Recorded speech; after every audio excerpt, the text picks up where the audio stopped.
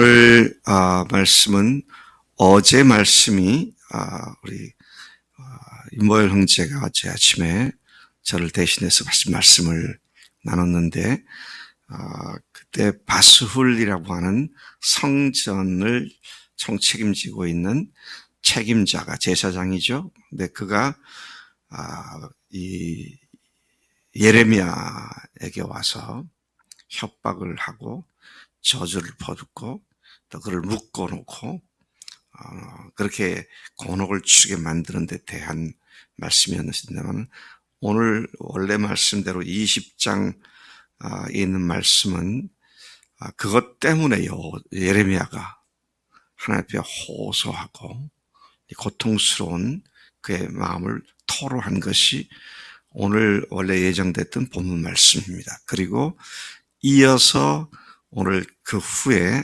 하나님의 말씀이 예레미야에게 임한 내용들을 쭉 기록해주고 있습니다.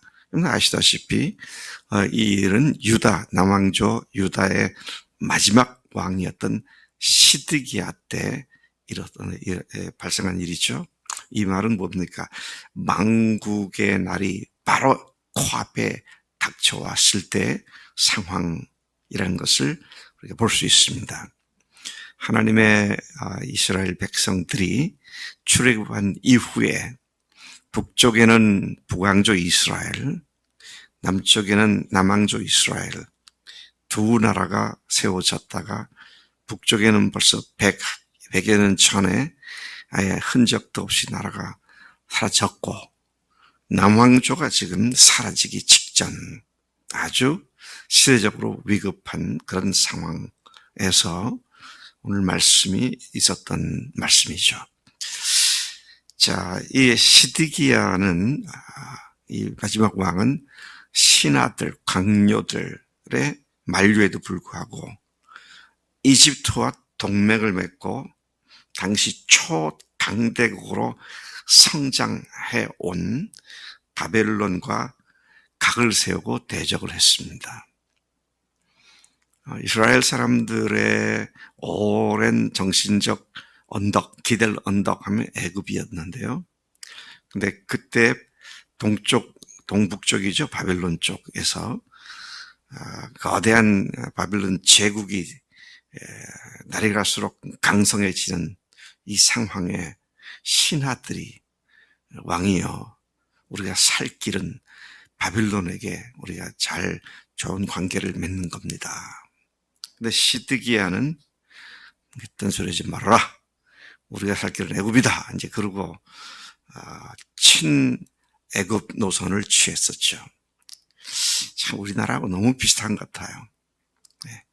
중국이 큰 나라가 된다, 중국하고 붙어야 된다. 아니다, 우리에겐 미국이다. 힘없는 국가들이 항상 그렇잖아요. 주변 국가 눈치들을 보고 그렇게 살아왔습니다. 근데 그게 이제 국론이 갈리는 상황에서 우리가 지금 이렇게 여러 가지 어려운 일을 겪고 있습니다. 근데 일단 똑같은 상황이죠. 지금 친애굽 외교 노선을 취할 거냐, 또는 친바벨론 노선을 취할 거냐. 근데 왕은 친애굽 노선을 취한 것이죠. 근데 그건 판단 미스였고, 또 예레미야를 통해서 하나님께서 계속 바벨론에게 너희들이 친화 정책을 펼쳐야 한다, 그렇게 말을 했지만 완전히 무시를 하고 애굽 쪽으로 계속 추파를 보냈던 그런 상황이었던 것을 우리가 잘 알고 있습니다.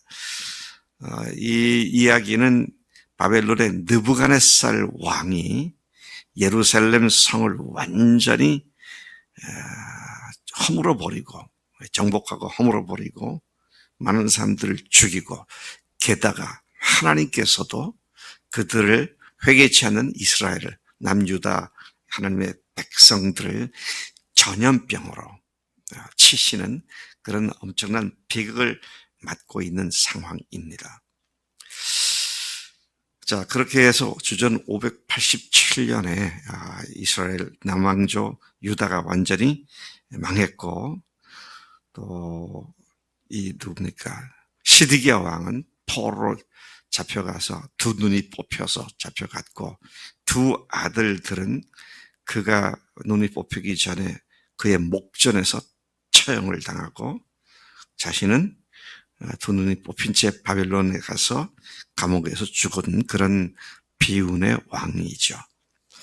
자, 그리고 예루살렘은 철저히 바벨론에 의해서 파괴되고 초토화되었고, 겨우 살아남은 소수를 제외하고는 대부분의 국민이 바벨론으로 포로로 잡혀가게 됩니다. 바로 그런 일이 생기기 직전에 시드기야 왕이 말기야의 아들 바스훌, 어제 말씀에 바스훌 보셨죠? 네, 바스훌이 예레미야에게 가가지고 못된 짓을 합니다. 저주를 퍼붓고 그를 갖다 묶어두고 그런 그 일들을 했었던 것을 보게 되는데, 자, 그런 그 일이 있었고, 또 오늘 이 본 말씀은 그 바스훌과 제사장 마세야의 아들 스바냐를 시드기야가 이 두 사람을 자기 말을 전해줄 전령으로 삼아서 예레미야에게 보냈습니다. 자, 지금 상황은 이제 그런 상황인데 1절부터 10절까지에 하나님께서 그들에게 전해줄 말씀을 예레미야에게 하셨는데 뭐라고 말씀하시냐면 너희들에게 죽을 길과 살 길 두 가지가 있다. 생명의 길이거나 사망의 길, 이 두 가지가 너희들 앞에 놓여 있다. 그렇게 말씀을 하신 것이 10절까지 말씀입니다. 이 바스울과 스바냐를 통해서 시드기야는 나라를 위해서 기도할 것을 요청합니다. 참 보기 좋은 장면 같아요. 나라를 위해서 네가 기도해달라. 얼핏 보면 기도 요청을 했으니 그래도 믿음 있는 것처럼 보입니다.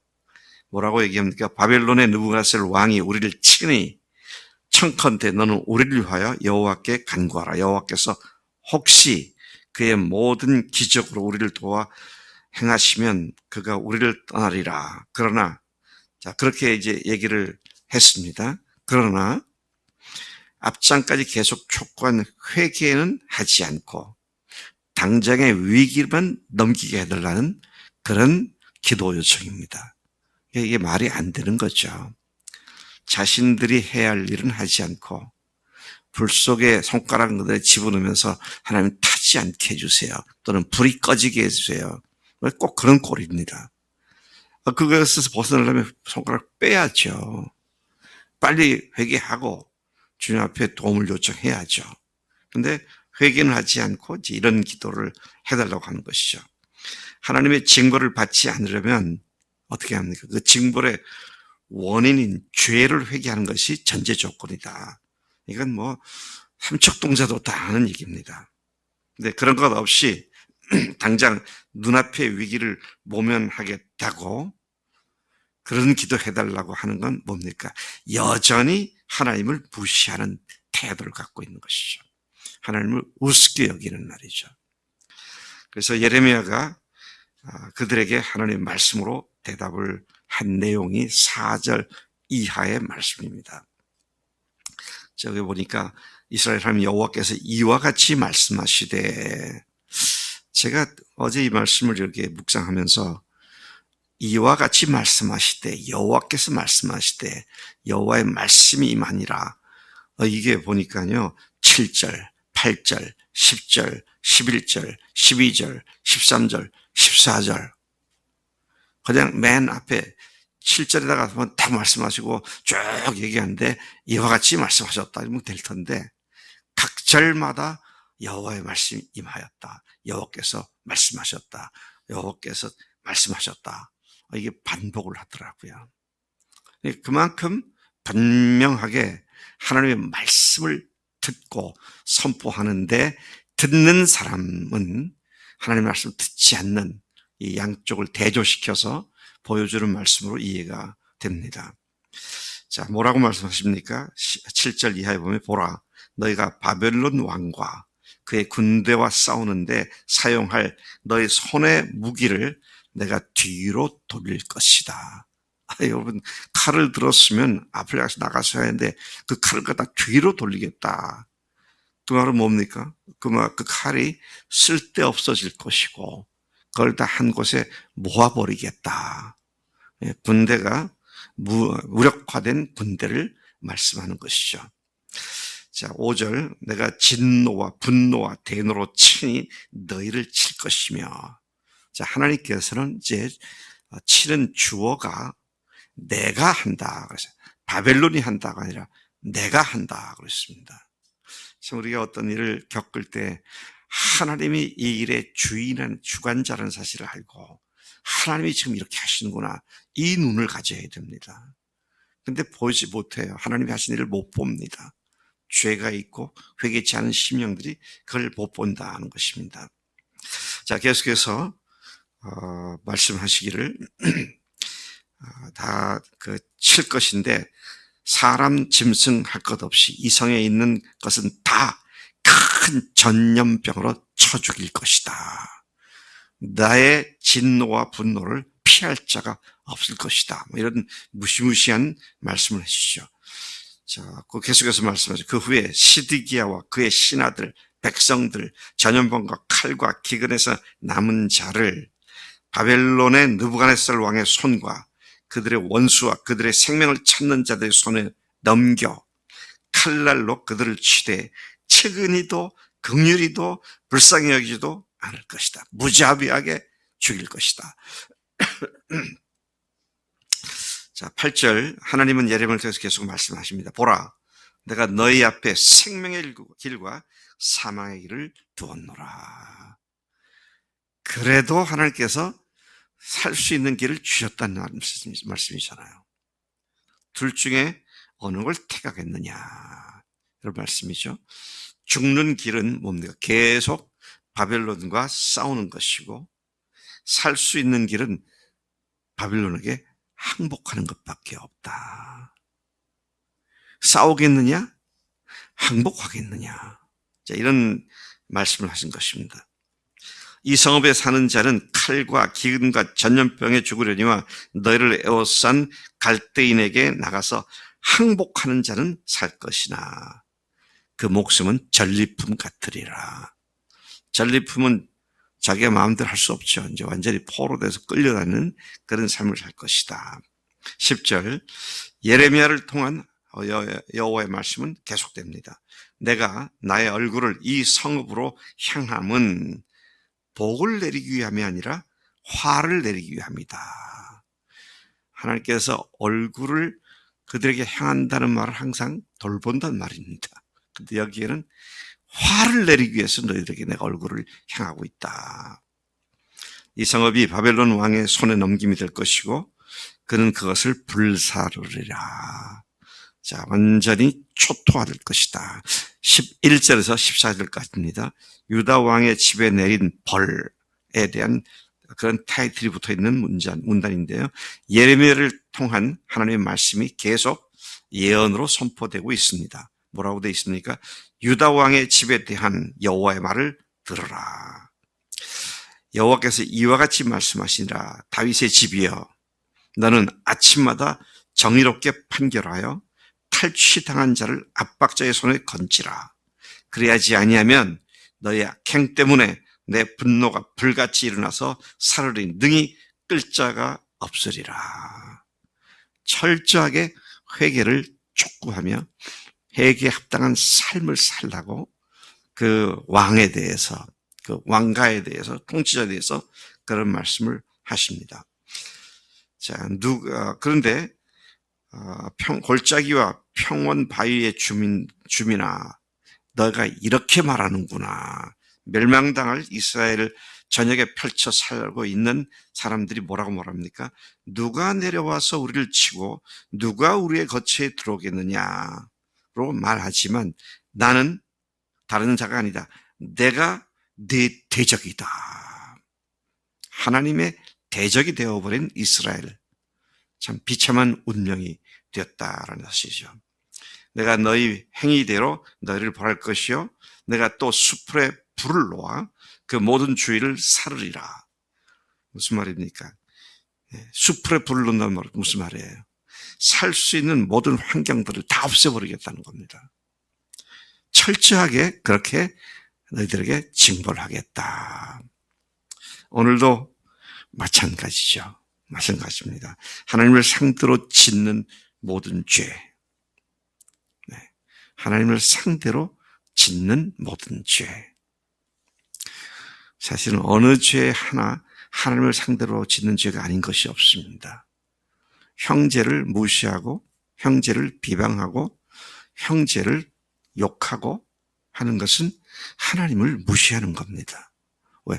하나님께서 당신의 피값으로 사신 그 형제인데, 그 하늘 가족인데, 그를 내가 판단 정죄하면서 이렇게 하는 것이 얼마나 무서운 하나님께 대한 죄인가 하는 것을 생각하게 됩니다. 여기에서 살 길은 오직 한 가지. 바벨론에 붙는 거예요. 살 길은 뭐다? 회개하는 것밖에 없습니다. 회개하는 것밖에 없어요. 왜? 하나님을 무시했으니까 하나님께 회개해야죠. 자, 이런 말씀으로 오늘 우리가 권고를 받았는데, 내 삶에 어떤 작은 동작 하나도 하나님을 무시하거나 멸시하는 이런 불경스러운 죄악을 짓지 않도록 성령님 종을 붙잡아 주십시오. 오늘도 그렇게 승리하기를 원합니다. 그런 기도로 주 앞에 나가야 할 줄로 믿습니다. 하나님 아버지 감사합니다. 이 아침 시드기야 왕 그리고 멸망을 목전에 둔 유다 백성들, 멸망이 도래하고 있음에도 불구하고 볼 줄 몰랐던 그들의 어두운 눈, 하나님 저희들이 그런 상태가 아닌지를 다시 그들을 통해서 우리에게 일깨워 주시니 감사합니다. 하나님, 오늘도 주님을 무시하거나 주님을 우습게 여기거나 멸시하거나 이런 죄를 범치 않도록 저희들의 영을 깨워주시고 주님께로 향한 저희들의 사랑과 충성이 더욱더 커지는 하루가 되도록 인도해 주실 줄로 믿습니다. 의지합니다. 감사합니다. 예수님의 이름으로 기도로 쌉나이다. 아멘. 아멘.